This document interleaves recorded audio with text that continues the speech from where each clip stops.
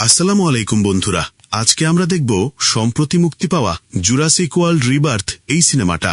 তো চলুন দেখে আসি যে এই সিনেমাতে আসলে এমন কি রয়েছে। গল্পের শুরুতেই আজ থেকে 17 বছর পূর্বের একটা সিন দেখানো হয়, যেখানে ফ্রেঞ্চ গয়ানা থেকে প্রায় 2000 মাইল সাগরের ভেতরে একটা দ্বীপপুঞ্জ দেখানো হয়। সেখানে কোনো স্পেশাল একটা জিনিসের উপরে পরীক্ষা নিরীক্ষা করার জন্য একটা বিশাল ল্যাবরেটরি তৈরি করা হয়েছিল। তো এই ল্যাবরেটরির ভেতরে শত শত বিজ্ঞানী বিভিন্ন ডাইনোসরের ডিএনএ মডিফাই করার চেষ্টা করছিল। তারা ডাইনোসরদের মাঝে ক্রস ব্রিডিং করিয়ে নতুন নতুন প্রজাতি উদ্ভাবনের কাজ করছিল। তো আজকে এমন একটা কাজ করতে যাবার সময় একজন বিজ্ঞানীর ফেলে যাওয়া চকলেটের প্যাকেট উড়ে গিয়ে একটা বুলেট প্রুফ দরজার ভেতরে ঢুকে পড়ে। দরজাটা ম্যালফাংশন হয়ে যায়, আর সাথে সাথে পুরো ল্যাবরেটরিতে ইমার্জেন্সি অ্যালার্ম বাজতে থাকে। কারণ এই দরজার মাধ্যমে একটা বিশাল বড় ডাইনোসরকে তারা আটকে রেখেছিল। দরজাটা যেহেতু আর বন্ধ হচ্ছিল না, তাই সেই ডাইনোসর মুহূর্তের মধ্যেই পুরো ল্যাবরেটরি প্রায় ধ্বংস করে ফেলে। আর এই ধ্বংসলীলায় বেশ কয়েকজন বিজ্ঞানীও মারা যায়। তবে এখানে ডিএনএ মডিফিকেশনের মাধ্যমে যেই ডাইনোসরগুলো তৈরি করা হয়েছে সেগুলো কিন্তু খুবই ভয়ঙ্কর দেখতে ছিল। যাই হোক, এখন আমাদের বর্তমান সময় দেখানো হয়, যেখানে আমরা জানতে পারি যে আজ থেকে 32 বছর পূর্বে বিজ্ঞানীরা বিভিন্ন এক্সপেরিমেন্টের মাধ্যমে ডাইনোসরকে পুনরায় পৃথিবীতে ফিরিয়ে এনেছিল। কিন্তু বর্তমান পৃথিবীর পরিবেশ পরিস্থিতি কোনো কিছুই ডাইনোসরদের অনুকূলে ছিল না। বাতাসে অক্সিজেনের মাত্রা কম এবং সূর্যের তাপমাত্রা বেশি হবার কারণে পৃথিবীর কোথাও ডাইনোসরগুলো বসবাস করতেই পারত না। কিন্তু ইকুয়েডরের আশেপাশে কিছু দ্বীপপুঞ্জে এখনও বেশ কিছু ডাইনোসর নিরাপদে বসবাস করে, কারণ সেখানকার পরিবেশ পরিস্থিতি তাদের অনুকূলে ছিল। কিন্তু মানুষদের সেই সব দ্বীপপুঞ্জে যাওয়া ছিল সম্পূর্ণ নিষেধ। তো যাই হোক, এখন আমরা নিউ ইয়র্ক শহর দেখতে পাই, যেখানে শহরের মাঝখানে একটা বিশাল বড় তৃণভোজী ডাইনোসর অসুস্থ হয়ে পড়েছিল, যার কারণে রাস্তাঘাটে জ্যাম বেঁধে যায়। আর এই জ্যামের মধ্যেই মার্টিন নামের একজন লোক আটকে গিয়েছিল। মার্টিন আমেরিকার এক বিশাল বড় ফার্মাসিউটিক্যাল কোম্পানির অ্যাডভাইজার ছিল। সে আজকে বেনেট নামের একজন মহিলার সাথে দেখা করতে এসেছে। বেনেট ইতিমধ্যেই তার গাড়ির ভেতরে এসে বসে। বেনেট তাকে বলে যে, তুমি আমাকে কেন খুঁজছো, আর আমার খোঁজ তোমাকে কে দিল? মার্টিন বলে যে, পাওলো নামের একজন এক্স আর্মি অফিসার তোমার অনেক প্রশংসা করেছে। তুমি নাকি যে কোনো জিনিস খুঁজে বের করতে অনেক দক্ষ। আমি আসলে তোমাকে একটা কাজ দিতে চাই, অনেক টাকার কাজ। টাকার পরিমাণ এত বেশি যে এই কাজ করার পর সারা জীবন তোমাকে আর কিছুই করতে হবে না। বেনেট জিজ্ঞাসা করে যে কাজটা কি। তখন মার্টিন তাকে নিয়ে একজন জীববিজ্ঞানীর কাছে চলে যায়। আর সেখানে আমরা ছোট্ট একটা ভিডিও চিত্রের মাধ্যমে জানতে পারি যে অলরেডি পৃথিবীর সকল প্রান্তে থাকা সব ডাইনোসরেরা পরিবেশের সাথে খাপ খাওয়াতে না পেরে মারা গেছে। বিজ্ঞানীরা কোনোভাবেই তাদেরকে বাঁচাতে পারছে না। তো যাই হোক, সেই জীববিজ্ঞানীটার নাম ছিল হেনরি। সে ডাইনোসরদের কঙ্কাল নিয়ে ছোটখাটো একটা অ্যামিউজমেন্ট পার্ক চালাতো। আর এখানে মার্টিন খোলাসা করে যে তারা আসলে মানুষের হার্টের সকল রোগ দূর করার জন্য একটা ঔষধ তৈরি করতে চায়। সেই ঔষধ তৈরি করতে হলে তাদের 3টে প্রজাতির ডাইনোসরের রক্ত লাগবে: মাটিতে হাঁটতে পারা টাইটানোসরেস, সমুদ্রে সাঁতার কাটা মোজোসরেস এবং বাতাসে উঠতে পারা ক্যাটজালকোয়াটলেস। এই 3টা প্রজাতি হল মাটি, পানি এবং বাতাসে থাকা সবচেয়ে বড় প্রজাতি, এবং এই ঔষধ তৈরি করার জন্য সবচেয়ে বড় প্রজাতির ডাইনোসরের রক্তর দরকার ছিল, কারণ এদের গড়ায়ু 100 বছরের অনেক বেশি। আর তাছাড়াও প্রাণীগুলো যত বড় তাদের হার্টও তত বড়। তাই এখন তাদের কাজ হলো সেই জীবন্ত ডাইনোসরের শরীর থেকে রক্ত সংগ্রহ করা, কারণ ডাইনোসরগুলো মারা যাওয়ার সাথে সাথে তাদের রক্ত থেকে অক্সিজেন আলাদা হয়ে যায় আর রক্ত জমাট বেঁধে যায়, তাই রক্ত কোনো কাজে লাগে না। তো এই কাজটা করার জন্য মার্টিন তাদেরকে $10 মিলিয়ন দেবার প্রস্তাব দেয়। এত টাকার কথা শুনে বেনেট সাথে সাথে রাজি হয়ে যায়। কিন্তু হেনরি ছিল খুবই সাদামাটা একজন বিজ্ঞানী। সে প্রথম বেশ ভয় পেয়ে যায়, কিন্তু বেশ কিছুক্ষণ ভেবেচিন্তে সে নিজেও রাজি হয়ে যায়।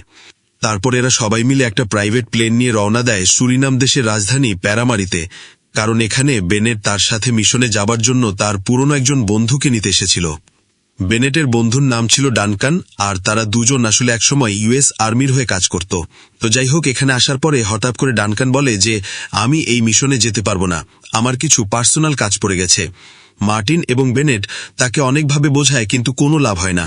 ডানকান কোনোভাবেই এই মিশনে যাবেই না। তখনই বেনেট মার্টিনকে বলে যে, তুমি যদি $10 মিলিয়ন দ্বিগুণ করে দিতে পারো, তাহলে আমি ডানকানকে রাজি করিয়ে দেব।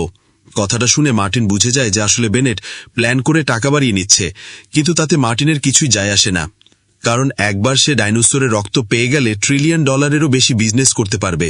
আর তাছাড়াও এই কাজটা ছিল সম্পূর্ণ অবৈধ, যে কেউ এই কাজটা করতে রাজি হবে না, কারণ কোনো দেশের কোস্টগার্ড যদি তাদেরকে ধরে ফেলে তাহলে অনেক বিপদ হয়ে যাবে। তাই সে $20 মিলিয়ন দিতে রাজি হয়ে যায়।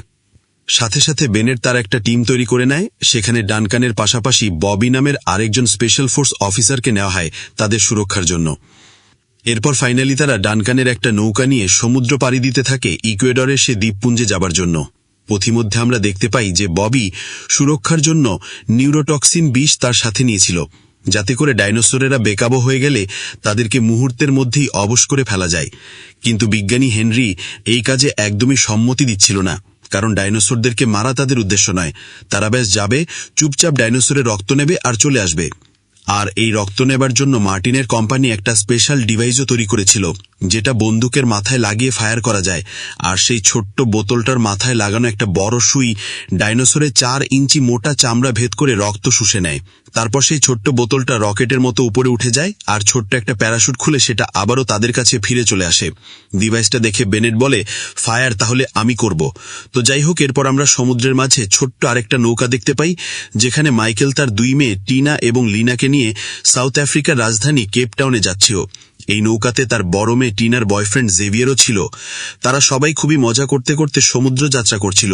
কিন্তু এখানে জেভিয়ারকে মাইকেল একদমই পছন্দ করত না। সে তার মেয়েকে বলে যে, তুমি এই ছেলেটাকে কি দেখে পছন্দ করেছিলে? টিনা বলে যে, বাবা, আমি শুধু জানি ও আমার জন্য সবকিছু করতে পারবে, আর এটাই ওকে ভালোবাসার জন্য যথেষ্ট। এসব গল্প করতে করতে টিনা হঠাৎ করে দূর সমুদ্রে বিশাল কিছু একটা তাদের দিকে ছুটে আসতে দেখতে পায়। তারা সবাই ভেবেছিল যে ওটা হয়তো কোনো ডলফিনের দল বা বড় কোনো তিমি হবে, কিন্তু না, তাদেরকে অবাক করিয়ে দিয়ে তাদের সামনে চলে আসে এক প্রাগৈতিহাসিক বিশাল ডাইনোসর, যার নাম মোজেসরাস। তারা কিছু বুঝতে না পারার আগেই সেই বিশাল ডাইনোসর তাদের এই ছোট্ট নৌকাতে এসে ধাক্কা দেয়। তারা বুঝতেই পারছিল না যে এই নৌকাটা তো ডাইনোসরের খাবার হতেই পারে না, তাহলে কেন জন্তুটা তাদের উপরে হামলা করলো? তো যাই হোক, মোজেসরাসের এক ধাক্কাতেই তাদের নৌকাটা উল্টে যায়। মাইকেল এবং তার 2 মেয়ে সমুদ্রের মাঝে পড়ে গেলেও জেভিয়ার নৌকার ভেতরে আটকা পড়ে যায়। মাইকেল দ্রুত তার 2 মেয়েকে নৌকার উপরে উঠতে বলে, আর সে প্রাণপণ চেষ্টা করে কোনো রকমে জেভিয়ারকে নৌকার ভেতর থেকে বাঁচিয়ে নেয়। তবে অদ্ভুতভাবে সেই বিশাল ডাইনোসরটা তাদের আশেপাশে ঘোরাঘুরি করলেও তাদের উপরে কোনো হামলা করে না। এদিকে আমরা নৌকার ভেতরে বেনেট এবং তার দলবলকে দেখতে পাই। তারা খুবই স্বাভাবিকভাবে তাদের মিশন পরিচালনা করার জন্য যাচ্ছিল, কিন্তু বেনেট খুব ভালোভাবে জানত যে এই মিশনটা আসলে অনেক বিপজ্জনক হতে চলেছে। তাই সে ডক্টর হেনরির সাথে বসে বসে মিশনের ব্যাপারে বেশ কিছু প্ল্যান করে ফেলে। এভাবেই সেদিনের রাত কেটে যায়। আর পরদিন সকালে ডানকান হঠাৎ করেই তাদের রেডিওতে বেশ কয়েকবার মেইডে সিগন্যাল পেয়ে যায়। সাধারণত জাহাজ বা বিমানের কোনো সমস্যা হলে সাহায্যের জন্য মেইডে সিগন্যাল পাঠানো হয়। ডানকান সিগন্যাল শোনার সাথে সাথে নৌকাতে থাকা সবার সাথে মিটিং করে। সে বলে যে এখান থেকে প্রায় 28 মাইল উল্টো পথে কেউ সাহায্যের জন্য বারবার রেডিও সিগন্যাল পাঠাচ্ছে। বেনেট এটুকু শুনে বলে যে আমাদের এক্ষুনি ওদেরকে বাঁচাতে যেতে হবে। কিন্তু ববি বলে, আরে আমরা মোজেসরাসকে খুঁজে পেয়ে গেছি। জন্তুটাকে খুঁজেও রক্ত সংগ্রহ করতে আমাদের সর্বোচ্চ 2 ঘন্টা সময় লাগতে পারে। আমরা 2 ঘন্টা পরে ওদেরকে বাঁচাতে যাই। সমুদ্রের পানি যথেষ্ট গরম আছে, 2 ঘন্টায় আশা করি ওরা কেউ মারা যাবে না। মার্টিন নিজেও ববির সাথে একমত ছিল, কারণ তার আসল উদ্দেশ্য ছিল ডাইনোসরের রক্ত নিয়ে যাওয়া। কিন্তু ডানকান বলে যে না, আমরা আগে এই বিপদে পড়া মানুষদেরকে বাঁচাবো, কারণ পরবর্তীতে 2 ঘন্টা এক্সট্রা খোঁজাখুঁজি করলে আমরা আবারও মোজেসরাসকে খুঁজে পেয়েই যাব। যেহেতু ডানকান এই নৌকার মালিক ছিল, তাই তার আদেশ পেয়ে সকলেই নৌকা ঘুরিয়ে উল্টো দিকে যেতে থাকে সেই ডুবতে থাকা মানুষদেরকে সাহায্য করার জন্য। এদিকে মাইকেল এবং তার পরিবার নৌকার উল্টো পাশে বসে বসে সাহায্যের জন্য অপেক্ষা করছিল। আর তখনই দূর থেকে তারা ডানকানের জাহাজটাকে আসতে দেখতে পায়। কিছুক্ষণের মধ্যেই ডানকান মাইকেলের পুরো পরিবারকে উদ্ধার করে নেয়। কিন্তু সে মাইকেলের উপরে অনেক রেগেছিল, কারণ একজন বাবা হয়ে তার ছোট ছোট 2 মেয়েকে নিয়ে সে কিভাবে পারলো এই মাঝ সমুদ্রে আসতে। তো যাই হোক, তো কথাবার্তা শেষ করে তারা আবারও তাদের মিশন কন্টিনিউ করে। তারা তাদের এই জাহাজের আশেপাশে অনেকখানি এলাকায় স্ক্যান করে দেখতে পায় যে একটা বিশাল বড় মোজেসরাস তাদের দিকে আসছে। আর মাইকেল এবং তার পরিবার যখন বুঝতে পারে যে যেই জন্তুর হামলায় তারা সবেমাত্র প্রাণ বাঁচিয়ে এখানে এসেছে সেই জন্তুটাকে খোঁজার জন্য এরা বেরিয়েছে, তখন তারা অনেক ভয় পেয়ে যায়। কিন্তু মার্টিন তাদেরকে মিথ্যা সান্ত্বনা দেয় যে সামনে একটা দ্বীপপুঞ্জে মানব বসতি রয়েছে, তারা খুব শীঘ্রই মাইকেলের পরিবারকে সেখানে নামিয়ে দেবে, সুতরাং চিন্তার কোনো কারণ নেই। তো যাই হোক, ততক্ষণে সেই বিশাল বড় সামুদ্রিক ডাইনোসর তাদের জাহাজের পাশে চলে এসেছিল। জাহাজে থাকা প্রত্যেকেই সতর্ক হয়ে যায় এবং সেই ডাইনোসরের পিছু করতে থাকে। বেনেট জাহাজের সম্মুখভাগে নিজেকে প্রথমে বেঁধে নেয়, তারপর বন্দুক হাতে প্রস্তুত হয়ে যায় মোজেসোরাসের থেকে রক্ত নেবার জন্য। কিন্তু সেই বিশাল জন্তুর প্রথম ধাক্কাতেই জাহাজের অবস্থা খারাপ হয়ে যায়। বেনেট জাহাজ থেকে প্রায় পড়ে যাচ্ছিল, এমনকি সেই ডাইনোসর বেনেটকে গিলে খাবারও অনেক চেষ্টা করে, কিন্তু একদম শেষ মুহূর্তে ডক্টর হেনরি এসে বেনেটকে বাঁচিয়ে নেয়। তারপর বেনেট আবারও বন্দুক তাক করতে থাকে সেই ডাইনোসরের দিকে। সে চাইলেই শুট করে দিতে পারত না, কারণ 10 মিটারের মধ্যে থেকে শুট না করলে বোতলের সুই ডাইনোসরের চামড়া ভেদি করতে পারবে না। তাই বেশ কিছুক্ষণ অপেক্ষা করার পরে ফাইনালি পারফেক্টলি শুট করে সেই বিশাল ডাইনোসরের সামান্য একটু রক্ত তারা সংগ্রহ করে ফেলে। তাই তারা দ্রুত সেই রক্ত লিকুইড নাইট্রোজেনের ভেতরে সংরক্ষণ করে ফেলে। কিন্তু এখানে ডক্টর হেনরি বেনেটকে বলে যে, আচ্ছা, তুমি কি ভেবে দেখেছো এই রক্তগুলো আমরা যেই কোম্পানির হাতে তুলে দিচ্ছি তারা এগুলোর মাধ্যমে হার্টের ঔষধ তৈরি করবে, কিন্তু সেগুলো অনেক দামে বিক্রি করবে, এটা কি ঠিক? এর চেয়ে ভালো আমরা এই রক্ত ওপেন সোর্স করে দেই। এতে করে কোনো সিঙ্গেল কোম্পানির কাছে ওই মহামূল্যবান ঔষধের প্যাটেন্ট থাকবে না, আর পৃথিবীর সবাই এই ডাইনোসরের মহামূল্যবান রক্তের বেনিফিট পাবে।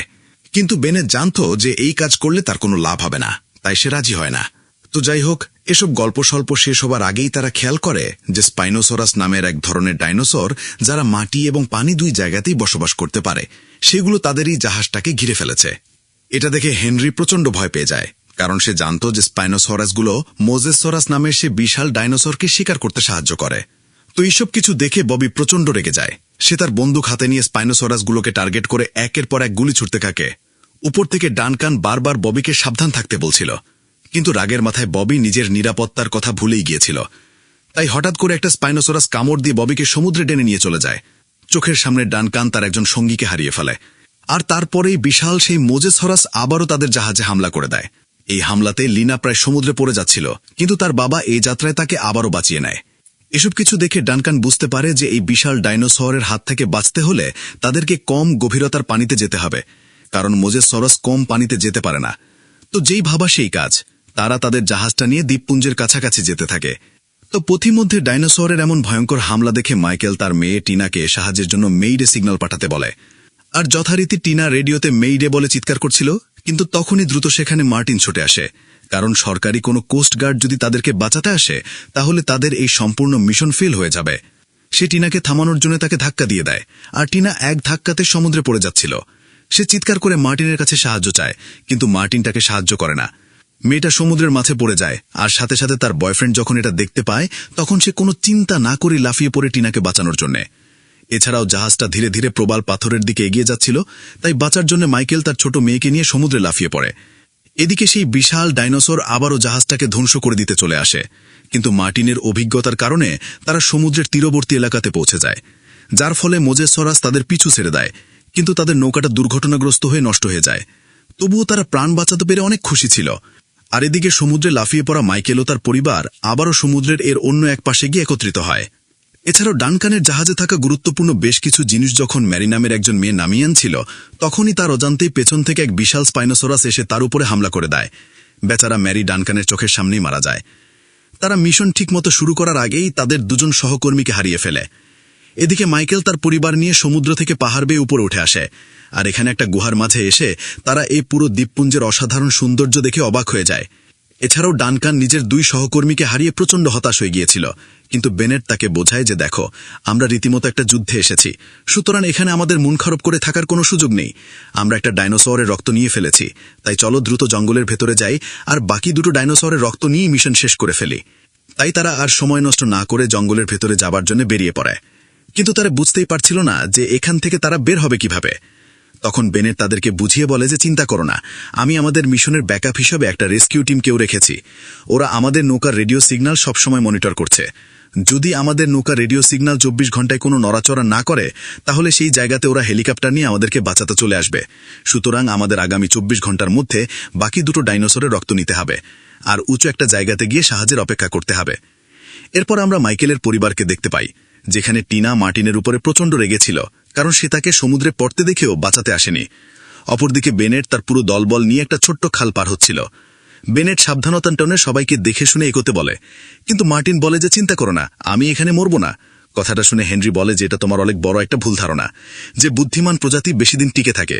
কারণ ডাইনোসরকে দেখো, ওদের কিন্তু বুদ্ধি নেই, কিন্তু ওরা 16 কোটি বছর পৃথিবীতে রাজত্ব করেছে, আর আমরা মানুষেরা সবে মাত্র 2.5 লক্ষ বছর হলেও এই দুনিয়াতে আছে। আর আমরা যেভাবে অস্ত্র তৈরি করে রেখেছি, তাতে মনে হয় না 10 লক্ষ বছরের বেশি মানবজাতি এই দুনিয়াতে টিকতে পারবে। এরপর আবারও আমরা মাইকেলের পরিবারকে দেখতে পাই, যারা মার্টিনের সেই মিথ্যে সান্ত্বনাকে সত্য ভেবে নিয়েছিল। তারা ভেবেই নিয়েছিল যে এই দ্বীপপুঞ্জে হয়তো কোনো গ্রাম রয়েছে, আর সেটা খুঁজতেই তারা এগিয়ে যাচ্ছিল।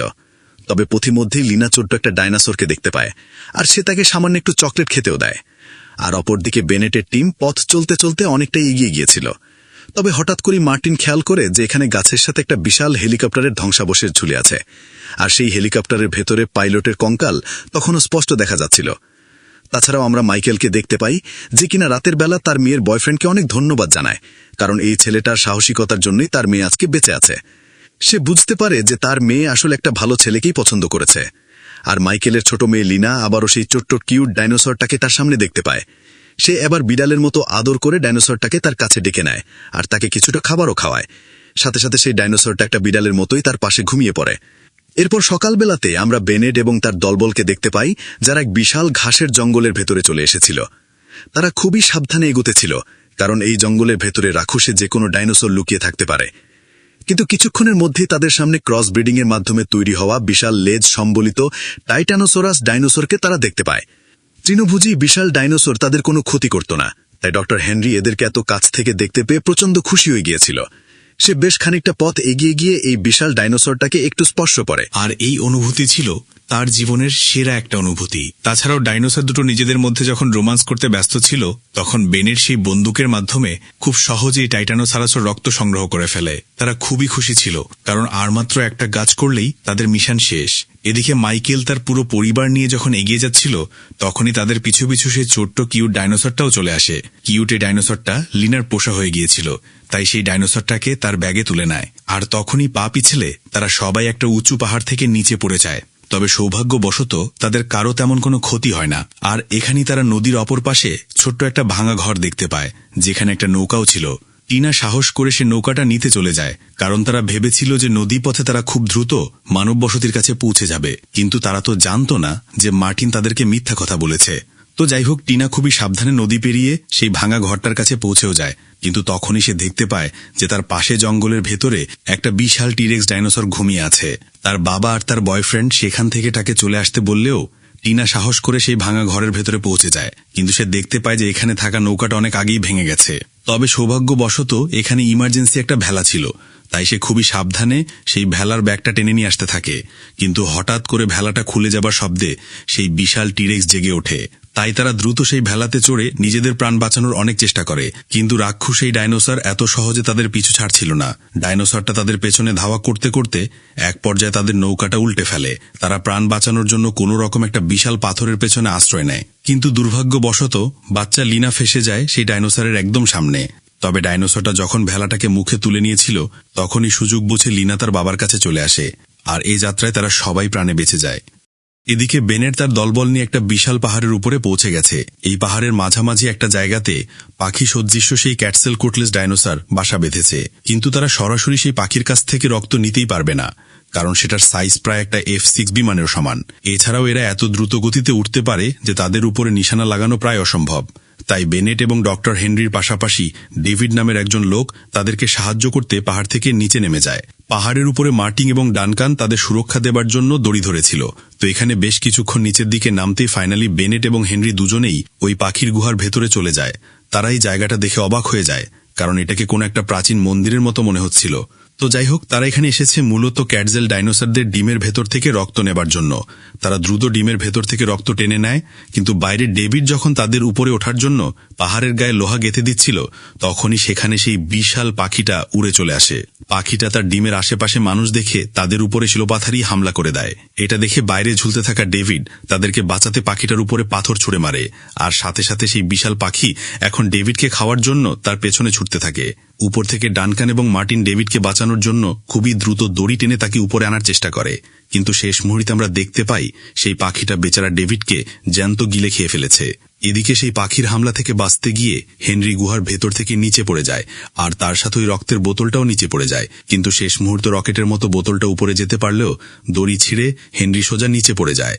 বেচারি বেনেট প্রচণ্ড কষ্ট পায়, কিন্তু সৌভাগ্যবশত বেশ কয়েকটা গাছের পাতার সাথে আঘাত খেয়ে হেনরি একটা পুকুরের ভেতরে পড়ে যায়, আর সে অক্ষত কাবে এই যাত্রায় প্রাণে বেঁচে যায়। সাথে সাথে উপর থেকে তার দলের বাকি 3 জন নিচে নেমে আসে।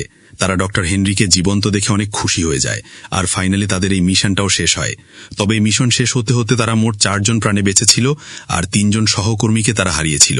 এরপর আমরা মাইকেল এবং তার পরিবারকে দেখতে পাই, যারা ছোট্ট এই ভেলাতে ভাসতে ভাসতে একটা বিশাল পরিত্যক্ত ল্যাবরেটরির সামনে চলে আসে। আর এটাই ছিল সেই ল্যাবরেটরি যেখানে ডাইনোসরদের মডিফাই করা হতো। তাছাড়া ততক্ষণে বেনেট এবং তার দলবল তারা এই ল্যাবরেটরিতে পৌঁছে যায়। সেখানে বেনেটের সাথে আবারও মাইকেলের পরিবারের দেখা হলে তারা সবাই অনেক খুশি হয়ে যায়, কিন্তু টিনা মার্টিনের উপরে প্রচণ্ড রেগেছিল, কারণ সে তাকে সমুদ্রে পড়তে দেখেও তাকে বাঁচাতে আসেনি। তো যাই হোক, এখন যেহেতু মারামারি করার সময় ছিল না, তাই তারা সবাই শান্ত হয়ে যায়, আর মার্টিন সেই 3টে ডাইনোসরের রক্ত তার কাছে খুবই যত্ন করে রেখে দেয়। এরপর হঠাৎ করে সৌরবিদ্যুতের মাধ্যমে চলমান এই ল্যাবরেটরির আশেপাশে সকল লাইটসগুলো জ্বলে ওঠে, আর তারা ঠিকমতো সামনে নেবার আগেই সেখানে অদ্ভুত পাখির মতো দেখতে বেশ কয়েকটা ডাইনোসর তাদের উপরে হামলা করে দেয়। আবারও তারা সবাই দোলছুটো এলোপাথালিভাবে পালিয়ে চলে যায়। আর এখানে মাইকেলের পরিবার যখন একটা সুপার শপের ভেতরে লুকিয়ে পড়েছিল, তখনই সেই ছোট্ট কিউট ডাইনোসরটা আবারও লিনাকে খুঁজে তার কাছে চলে আসে। তবে আরেকটা বড় ডাইনোসর তখনও তাদের পেছনেই পড়েছিল, তাই তারা একটা টানেলের ভেতরে গিয়ে নিরাপদে এখান থেকে বের হওয়ার চেষ্টা করে। এদিকে সেই ডাইনোসর বাইরে থাকা বেনেটের উপরে হামলা করে দেয়। সে কোনো রকম একটা গাড়ির নিচে গিয়ে প্রাণ বাঁচানোর চেষ্টা করে, কিন্তু মার্টিন নিজেকে বাঁচাতে সেই গাড়িতে চড়ে গাড়িটা চালু করে দেয়। বেচারি বেনেট আবারও প্রাণ বাঁচানোর জন্য জঙ্গলের ভেতরে ছুটে আসে, আর সে দেখতে পায় যে আন্ডারগ্রাউন্ড টানেলের ঢাকনা সরিয়ে একটা ডাইনোসর টানেলের ভেতরে ঢুকে পড়েছে। বেনেট তো প্রচণ্ড চিন্তায় পড়ে যায়, কারণ ওই টানেলের ভেতরে মাইকেল এবং তার পুরো পরিবারও ছিল। তাছাড়াও ততক্ষণে রেস্কিউ হেলিকপ্টারে চলে এসেছিল তাদেরকে উদ্ধার করার জন্য। বেনেট হেলিকপ্টারকে সিগন্যাল দিবে নাকি সেই বাচ্চাদেরকে বাঁচাবে কিছুই বুঝতে পারছিল না, তাই সে ডক্টর হেনরিকে পাঠায় হেলিকপ্টারের উদ্দেশ্যে সিগন্যাল দেবার জন্য, আর সে নিজে চলে যায় ডাইনোসরদের হাত থেকে বাচ্চাদেরকে বাঁচাতে। কিন্তু কিছুক্ষণের মধ্যেই ডক্টর হেনরি দেখতে পায় যে সেই রেস্কিউ হেলিকপ্টারকে বিশাল বড় কুৎসিত এক মডিফাইড ডাইনোসর ধ্বংস করে ফেলেছে। এদিকে বেনেট এবং ডানকান দুজনেই পৌঁছে যায় মাইকেলের পরিবারকে বাঁচানোর জন্য। তারা ধীরে ধীরে টানেলের ভেতর থেকে বেরিয়ে আসছিল, আর তখনই সেই ডাইনোসর তাদের সামনে চলে আসে। স্বাভাবিকভাবে গুলি করে বেনেট ওই ডাইনোসরটাকে মেরেও ফেলে, কিন্তু ততক্ষণে আবার মার্টিন তার গাড়ি নিয়ে সমুদ্রের তীরের দিকে যাচ্ছিল, তাই ডানকান দ্রুত সবাইকে নিয়ে বেরিয়ে আসতে থাকে, কারণ মার্টিন যদি তাদের আগে নৌকা পেয়ে যায় তাহলে হয়তো সে তাদেরকে ছেড়েই চলে যেতে পারে। কিন্তু এই টানেলের শেষ মাথায় একটা লোহার দরজা ছিল, তারা সবাই ওখানে গিয়ে আটকে যায়। তারা এখান থেকে কিভাবে বের হবে বুঝতেই পারছিল না। তবে বাচ্চা মেয়ে লিনা সবাইকে বাঁচানোর জন্য নিজের জীবনের ঝুঁকি নিয়ে বাইরে চলে যায়, আর সে কোনো রকমের দরজাটা খুলে তো দেয়। কিন্তু ততক্ষণে তার সামনে বিশাল মডিফাইড ডাইনোসরটা এসে হাজির হয়ে যায়। এই সুযোগে গাড়ি নিয়ে সেখান থেকে পালানোর চেষ্টা করে মার্টিন, কিন্তু এই বিশাল ডাইনোসর তাকে ধরে এক কামড়ে জ্যান্ত খেয়ে ফেলে। কিন্তু মার্টিনের হাত কেটে সেই সংগ্রহ করা ডাইনোসরের রক্তগুলো নিচে পড়ে যায়। বেনেট দ্রুত সেই রক্তের ব্যাগ উদ্ধার করে নেয়, কিন্তু এখন এই বিশাল ডাইনোসরের হাত থেকে তারা বাঁচবে কিভাবে সেটাই বুঝতে পারছিল না। তখনই ডানকান সামনে এসে নিজের জীবন বলি দেবার সিদ্ধান্ত নেয়। সে আলো জ্বালিয়ে সেই ডাইনোসরটাকে নিজের দিকে টানতে থাকে, আর সে বেনেটকে বলে যে তুমি যাও, বাচ্চাদেরকে বাঁচাও, আমার কথা ভেবো না। তাই বাধ্য হয়ে বেনেট নৌকাটা নিয়ে সমুদ্রের মাঝে নেমে পড়ে, আর ওদিকে সেই বিশাল ডাইনোসরের হাতে মারা পড়ে ডানকান। কিন্তু কিছুক্ষণ পরে জঙ্গলের ভেতর থেকে একটা ফায়ার গান জ্বলতে দেখে তারা বুঝে যায় যে ডানকান যেভাবেই হোক নিজের প্রাণ বাঁচাতে পেরেছে। তাই তারা নৌকা ঘুরিয়ে ডানকানকে উদ্ধার করতে চলে যায়, আর ফাইনালি তারা ডানকানকে নিয়ে এই ভয়ঙ্কর দ্বীপপুঞ্জ থেকে বেরিয়ে বিশাল সমুদ্রে চলে আসে। এখানে বাচ্চা মেয়ে লিনা তার সাথে ওই কিউট ডাইনোসরটাকেও নিয়ে এসেছিল। সবকিছু ঠিকঠাক চলছিল, আর শেষ মুহূর্তে ডক্টর হেনরি বেনেটকে জিজ্ঞাসা করে যে তাহলে এখন রক্তগুলো আমরা কাকে দেব। বেনেট বলে যে সবাইকে দেব, কারণ উন্নত চিকিৎসা সকলের অধিকার। গল্পটা কেমন লাগলো তা অবশ্যই ইনফরমেটিক ইরাকে অবশ্যই কমেন্টে জানাবেন। ইনশাল্লাহ দেখা হবে পরবর্তী কোনো ভিডিওতে।